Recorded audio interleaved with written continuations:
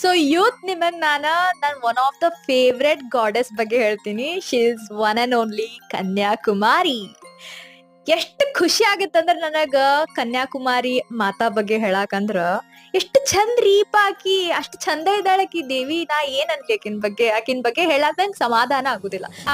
ಕನ್ಯಾಕುಮಾರಿ ಹೋಗ್ಬೇಕಂತ ಏನು ಪ್ಲಾನ್ ಇರ್ಲಿಲ್ಲ.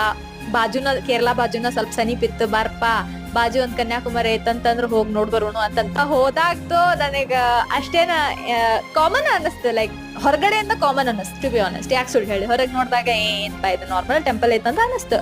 ಬಟ್ ಅವು ಕುಂತಾಳ ಒಳಗ ಹೆಡ್ಲೈಟ್ ಇದ್ದಂಗ ಲಿಟ್ರಲಿ ಮೂಗಾಗ ನಥನಿ ಅಲ್ಲಿಂದ ಒಳಗಿಂದ ಹಿಂಗ್ ಬರ್ತೈತಿ ನೋಡಿ ಬೆಳಕ್. ಲಿಟ್ರಲಿ ಒಳ್ಳೆ ಏನೋ ದಟ್ ಡೈಮಂಡ್ ಇನ್ ಅವರ್ ನೋಸ್. ವಾವ್, ಹೆಂಗ್ ಹೊಳಿತಾಳ ಅಂತಂದ್ರ ಓ ಗಾಡ್, ಏಕ್ ಬಾರ್ ದಿಲಾದೆ. Literally she is so beautiful.